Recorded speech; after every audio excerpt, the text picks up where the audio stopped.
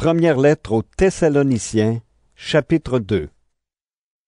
Frères et sœurs chrétiens, vous le savez bien, nous ne sommes pas allés chez vous pour rien.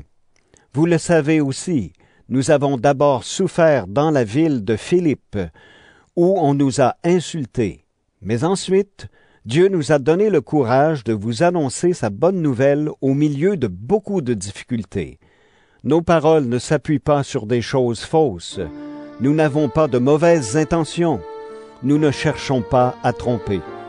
Au contraire, Dieu nous a trouvés capables et il nous a confié sa bonne nouvelle. Maintenant, quand nous parlons, ce n'est pas pour plaire aux hommes, c'est pour plaire à Dieu qui voit le fond de notre cœur. Vous le savez, nous n'avons jamais parlé pour flatter les gens et notre intention, ce n'était pas de gagner de l'argent. Dieu en est témoin. Nous n'avons cherché les félicitations de personne, ni de vous, ni de quelqu'un d'autre. Pourtant, nous, les apôtres du Christ, nous pouvions faire peser notre autorité sur vous. Au contraire, quand nous étions avec vous, nous avons été pleins de douceur, comme une mère qui prend soin de ses enfants. À cause de notre tendresse pour vous, nous étions prêts à vous donner non seulement la bonne nouvelle de Dieu, mais aussi notre vie. Notre amour pour vous était devenu si grand. Frères et sœurs, vous vous souvenez de notre travail et de notre fatigue. Nous avons travaillé nuit et jour pour ne rien vous coûter. Et c'est ainsi que nous vous avons annoncé la bonne nouvelle de Dieu. Avec vous, les croyants, nous avons agi d'une manière parfaite et juste. On ne pouvait rien nous reprocher. Vous êtes témoins de cela. Et Dieu avec vous. Vous le savez aussi. Avec chacun de vous, nous avons été comme un père avec ses enfants. Nous vous avons donné des conseils et des encouragements. Nous vous avons demandé avec force de vivre comme Dieu le veut, lui qui vous appelle à entrer dans son royaume pour participer à sa gloire.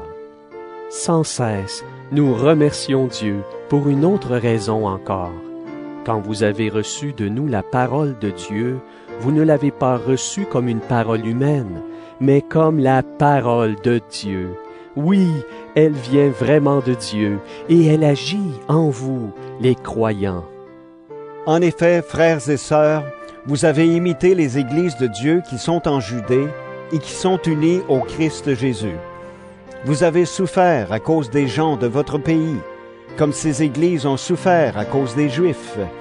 Ils ont tué le Seigneur Jésus et les prophètes, et ils nous ont fait souffrir, nous aussi.